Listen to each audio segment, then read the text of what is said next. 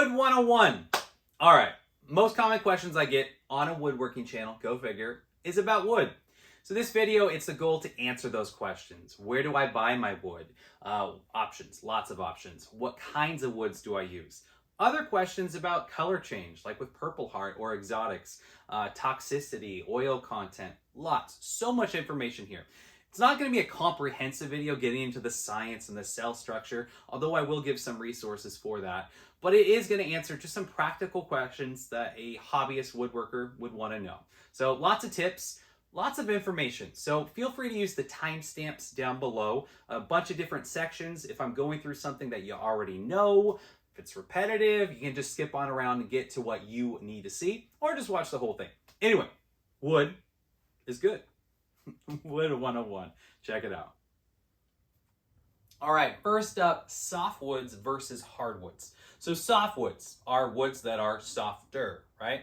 And softwoods are primarily conifer trees. So a little bit of science, right? Coniferous, evergreens, a conifer tree, trees that have cones. So fir, right? So Doug fir here in the United States, Doug fir, especially where I live in the Pacific Northwest, that's our construction grade lumber, right? So fir, pine, some hemlock, cedar, right? So these are your softwoods.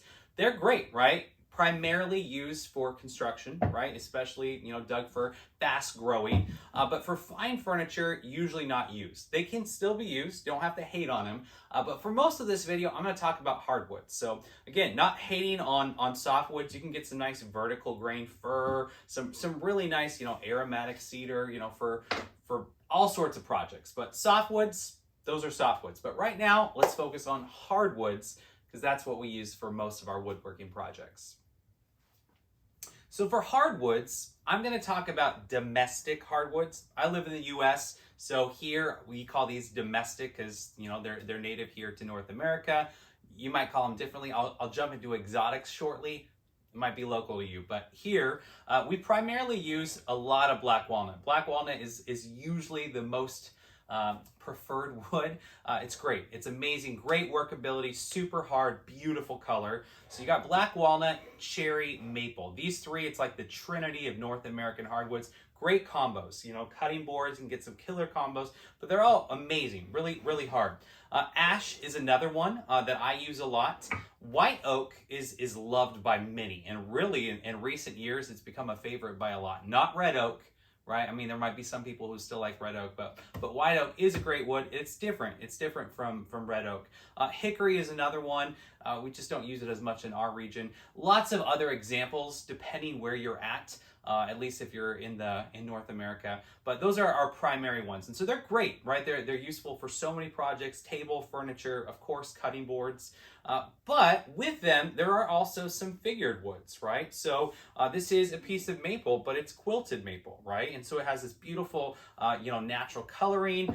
This one is quilted. It's got some spalting. So when a tree's down and if, a fungus starts growing on the inside, it gives this a really, really cool natural effect called spalting. There's lots of other ones, so many other ones. Curly maple is a great piece. So some domestic hardwoods, great to utilize. I love using Claro walnut, hard to come by. You can't really see so much. Check out this picture right here. I can see all of these charcuterie boards that I've made, all those beautiful colors, just a rich, rich tone. So many examples, so many other great hardwoods. So lots more to get into as far as the domestic hardwoods. I'm going to give a resource shortly that can give you all that good stuff. Plenty of ways to see some other ones, but these are the primary ones I use and are used by many woodworkers in North America. So these are the domestic hardwoods. All right, exotics. So exotic woods, they come from far away, right? Primarily Central America and Africa. That's where we get, at least here in North America, most of the exotics that we use come from those regions. So for some of you, that might be a local wood for you. Where to find them, where to buy it, we'll get into that in a bit. But some of the woods that I primarily use, most people are drawn to Purple Heart. Yes, this is the natural color. There's some considerations bringing the color back. The color fades over time. Actually, most of these woods over time they will darken to a brown. We'll get more into that in a bit. But beautiful. There's ways to minimize that. But beautiful color, Purple Heart. Babinga is a great wood. Sapele mahogany. So it's like mahogany. Mahogany is, you know, everything can basically be considered mahogany. People will say at least. But sapele, it's just got a gorgeous, gorgeous grain. Padauk. Padauk, it's, you know, it comes orange and sometimes red. Beautiful. There's also bloodwood. Yellow heart. You know, these also have different names. We'll get into a bit how you can search this. Spoiler alert, right? It's the wood database. We'll get into a bit, but different names for all of these woods depending on the region, but this is what we use here, at least in North America. Wenge, beautiful. A lot darker than walnut. It's got a gorgeous, gorgeous grain. Stuff is super dense. Black limba kind of mimics spalting of woods, but black limba is awesome. This is some gorgeous Santos mahogany.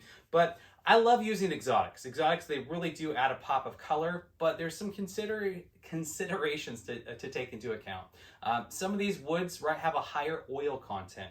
So for instance, Padauk, some of these woods where when you glue them up, it might be a little bit more difficult. Sometimes you actually have to research the wood. I do recommend researching the wood, especially if it's an exotic, because you might have to add a special finish for glue ups.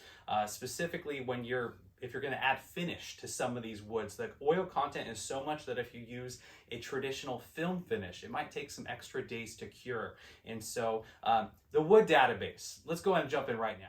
All right, so the wood-database.com. So you can see that the author, right, has a book, but there is so much information in here. A ton of info, but just really quick, you can see they've gone through a ton of species, right? There's bonus articles, you know, filtering the specific woods.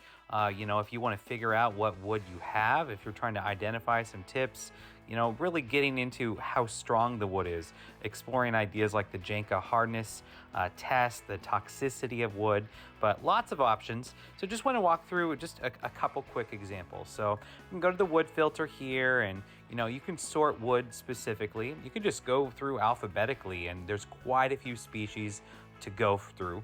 So that's definitely an option. Just scroll away, or you can go, you know, alphabetically again. So let's go P. Let's go with some Padauk. So African Padauk, I showed that earlier. Here you can see it. And so it's just going to give some information. It's going to give you other names. It's going to give you just a ton of info. This is really the science of it. Some really fascinating stuff. But here on the website, some really good information. So workability, what you need to know, you know, as far as the toxicity of the wood. Some woods, right, there is an allergy concern. But just some more information, sustainability, a ton of info. So this works for most of the common woods, gives you some pictures, an idea of what the grain can look like, but it is a great resource. So let's go with some Purple Heart, right? So we've talked about Purple Heart. I'm going to keep talking about Purple Heart. It's just amazing. As I said earlier, different names, right? So if I click on the Purple Heart article, you can see, oh, amaranth. A lot of the world usually calls it amaranth, right? Okay, where can you find it, right? So South America, Central America. Again, those topics as far as the UV light and the color change, it's all right in here. So lots of good information. I really recommend checking out the wood database, however you want to pronounce it. If you have a new wood that you want to, you know, learn more about before you use it, check it out. All right, so when it comes to wood, there's nothing wrong with getting a good book for woodworkers. And so here's a book that I got a while ago. Obviously, you can go online, but lots of great pictures here. You can really get into the science of it. Again, that idea of the heartwood, the sapwood, the cambium, just to understand how wood works, understand movement, the regions. This is really important too, just to understand how wood is cut. So quarter sawn, rift sawn, super helpful if you don't understand, especially white oak in particular. That gives you an idea of what's actually going on here. Here you can see an example of the spalting. So just a lot of really good knowledge on wood. And then you get into lots of different species. So it's not completely, it doesn't have every single species, obviously, but it's got a pretty good assortment. Gives you an idea, again, that idea of durability, right? Getting into that Jenga hardness, how hard the wood is, what it's used for, descriptions, and they will have notes about toxicity. So not recommending this book per se, but you know, if you're interested, you know, link down below. But get a book, learn more about wood. It's pretty cool, pretty fun. Especially if you are using exotics, I do recommend checking out that wood database just to look at it, just to get an idea for toxicity. You don't want to mess around with things, so just be extra safe. But while we're here with this gorgeous piece of Santos mahogany, I want to talk about sapwood. All right, so sapwood. So as the tree grows, you can see here, just imagine this beast of a tree is growing up. The middle wood right here, that's the heartwood, right? The heart of the tree, it's that darker color. And on the outside, you have the sapwood. If you go on the wood database, there's more pictures there. You can look at the cambium, the outer layer of the bark and all that good stuff. But why this is important is sometimes you'll buy a piece of wood and you'll surface it, and then you'll see, oh, there's this lighter color. I actually love it. Some people either love sapwood or you hate it. It's just something to be aware of. Sometimes if you're going for just a fully pure black walnut, you know, look, and you buy your wood and then you plane it down, and then you see all of this discoloration, it's, you know, sometimes that's a problem. So it's just something to be aware of. Personally, I like to incorporate it. I think it's beautiful, but if you see that, just a different color. It's a different color. Now, there are some, you know, who think, you know, the strength, you know, there is some more science to it. I haven't had any issues as far as glue ups, you know, using sapwood and such, but some have. So it's definitely something to look into more, but that's sapwood versus heartwood. If that's news to you, you can learn more about that. You can search on the interwebs. But all right, next section. Here we go. All right, early in the video, I mentioned how some exotics darken over time. And that is the case for most woods. Most woods they're gonna darken, right? So domestic woods like cherry darkens to a beautiful, beautiful warm color. But that can be a problem if you're working with some exotics. So you start off with some beautiful eggplant purple and purple heart, and you make your piece, you get your glue up like so, you make a beautiful bowl, and then after a while it starts to darken, right? And so this was made, I don't know, 4 or 5 months ago, and you know, these coasters about the same, and so they've darkened a bit. Over time, however, they're going to darken substantially. And so right here, you can see this centerpiece right here was purple heart. At one point, it was that bright. And so over time, it's going to become a brown, a warm brown, still a beautiful color, but it's not going to be that eggplant purple forever. And so this is just really important to note if you're going to sell something like this, you know, to make sure you're letting the buyer know. If you're making it as a gift, just to be aware that that color is going to change over time. That's because of UV, right? If you go again to the wood database, plenty of articles on purple heart. Just be aware, right? There are some UV inhibitors, some special finishes that you can apply to make it last longer. This one in particular, you know, I used a film finish armor seal, and really it didn't start getting a color change for a couple of years. However, if I make a cutting board with purple heart, it's usually about a year. A year later, it starts to darken. You can also barely tell right down here, but this wood down below, that was Paduke. So it was a beautiful bright red at one point, and it's darkening. I've made some serving boards, some cutting boards with bloodwood, even more red, and it's just fully brown right now. And so that's just something to be aware of. Look into the color change over time, specifically for purple heart.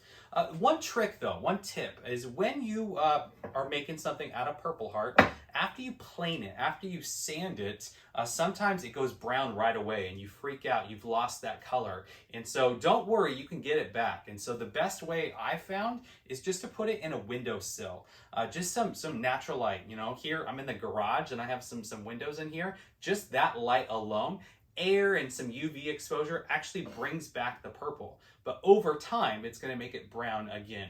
But if you've cut a piece or surfaced it and it goes gray and brown and you're freaking out, just let it get some air. You know, sometimes it takes a couple days rotating it back and forth, but you can bring back that purple for a time. But just know that this bowl, like so, eventually this is gonna be brown, right?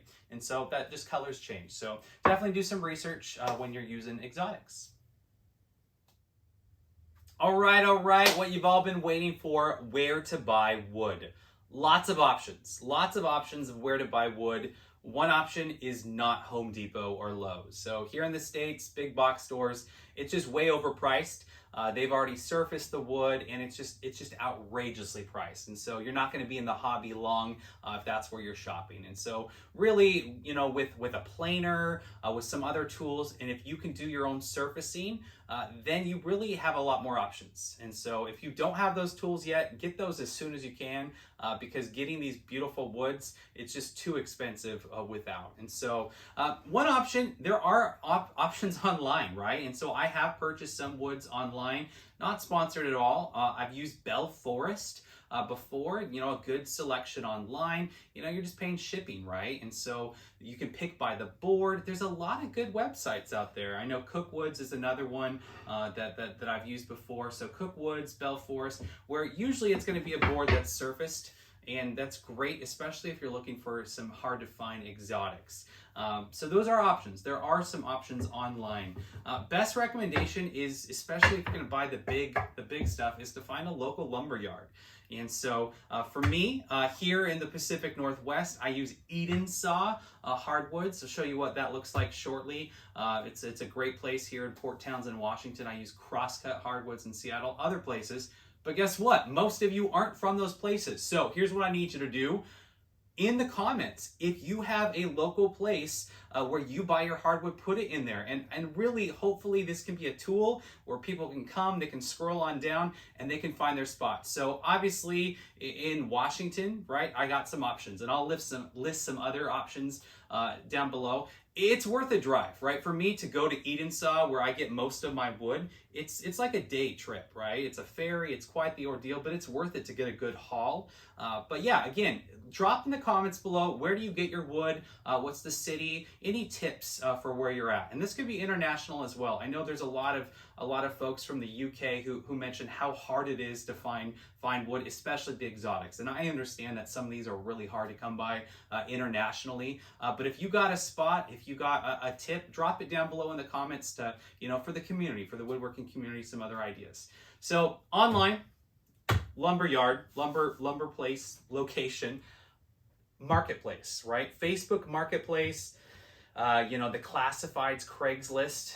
Highly recommend it. I got the score of a lifetime getting this gorgeous Clara walnut and a bunch of really good stuff on there. So just check online, check the classifieds. You just never know what you'll find. You know, do a keyword search, have it saved, and just keep up. And you know, you'll get lucky. One day you'll get it. Garage sales. Sometimes you'll find a retired you know, woodworkers trying to unload their stuff and, you know, closing up shop. So check the classifieds. You can find some goodies there. There is the option of milling your own. Milling is pretty fun. Usually that's a bigger operation, but you might have a local sawyer who, you know, has some wood. Usually it's going to be wet, right? So if you're getting wet wood, just make sure you understand the moisture content of the wood. If it's air dried, you're going to have to get a moisture meter and check. I do have a video, moisture meter. You can check it out, making sure your wood is, you know, equalized so it doesn't, you know, have too much movement on you. But definitely look around. You might have a great option, you know, locally with a sawmill, especially some regions. I know the eastern United States has a lot more black walnut. Here in my region, we have softwoods and Doug fir, but those are some options. So lots of options. Well, let's take a look at a lumber yard right now. How do you go about buying wood? What does a lumber yard look like? So quick little peek at one that I go to. So here, one of my sons and I were at Edensaw Hardwoods in Port Townsend, Washington. They do ship online, but it's a great spot where we can find all kinds of goodies. So they have live edge pieces. They got a really great selection. So wherever your local or relatively local lumber yard is, at least, you know, here in North America, you can find a great selection, right? Both of domestic, exotic pieces. What's really great about these places is just the selection. Usually there's a warehouse, there's a lot of extra stuff. Just don't be afraid to talk to them. Ask them what they've got. You might be surprised. But my favorite part are the sales when you go in person. Here at Edensaw, they have these shorts on sale, like, you know, 4 foot long pieces, under 6 feet, which is great for what I use. But you can find some really good pieces. It's just great to be able to pick the piece in person, check out the grain pattern, all that good stuff. You can really find some choice pieces like that curly maple here and some great thick walnut, all kinds of goodies. Also, you can see this is Crosscut Hardwoods in Seattle, Washington. Just another option here in Western Washington. They also have a location in Portland.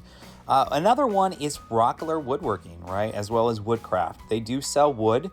It's a great option if you don't have a local lumber dealer. We've got some great Purple Heart here, and so you can get some good exotics. They also have their bargain bin. I found some gorgeous pieces of Bacote, Wenge, Yellow Heart, some Curly Maple. So all kinds of options there as well. All right, so when you go to the lumber yard, bring a tape measure. They'll probably have one there. And don't be afraid to ask questions. I know the first time I went, I was super intimidated, but they're there to help you. They want to move the wood. They want to sell it, so they're going to help you out. And so most lumber yards, they sell by the board feet. And so sometimes it'll already be labeled. So this piece of Wenge that I bought at Edensaw was labeled 2.5. So it was 2.5 board feet. You know, multiply that by the price. That gives you an idea.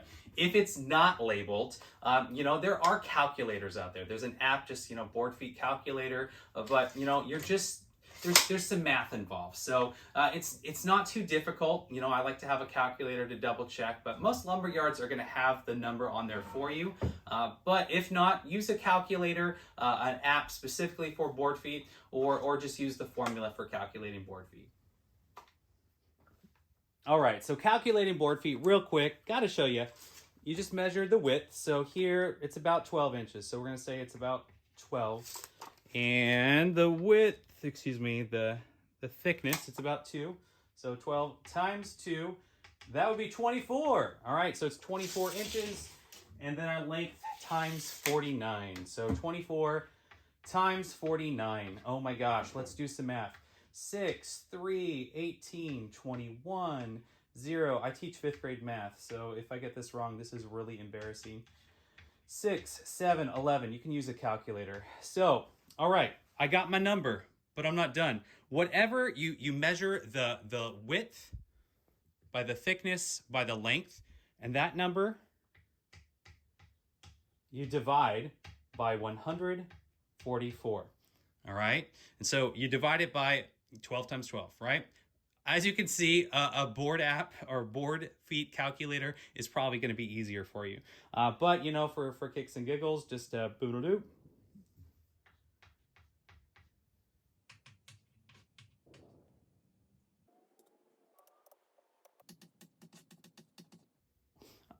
All right. So I was pretty close. I'm sorry I made you go through that. So this is about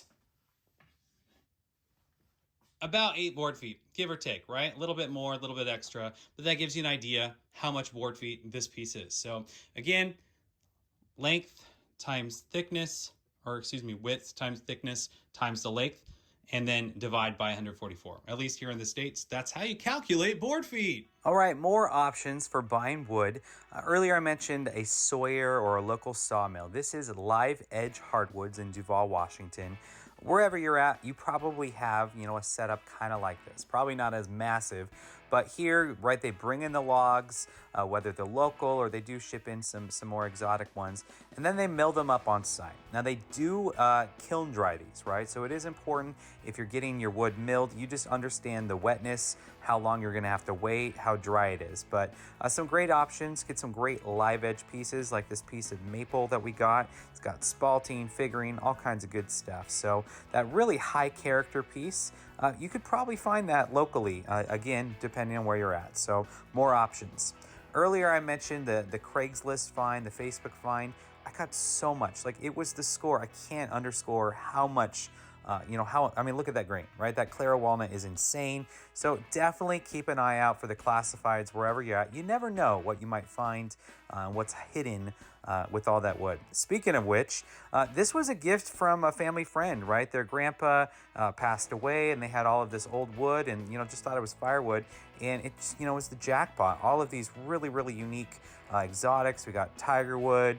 We got, some just great pieces here. This is the kind of thing you could find at a garage sale. There's some ebony, right? It's a fortune. So some great pieces can be found. Let your family and friends know you're into woodworking. You never know what you might find. Some Madagascar ebony there, some unique pieces. But I do recommend checking out those garage sales. Garage sale season is a great find as well. So more options. All right, Wood 101. I hope that was helpful. I know it's a lot of information. Before we wrap this up, please consider subscribing to see actual projects, right? This is a little bit off, the normal programming. So, to check out how I made these router bowls, coasters, cutting boards, all kinds of projects. I got some fun projects in store in the future. But with each project now, hopefully there's some more tips on some woods, where to buy them, where to find them, and just some resources for wood. So wood is good. Ridiculous. I can't believe I did that again. Anyway, thanks for watching. Take care. I'll see you next time.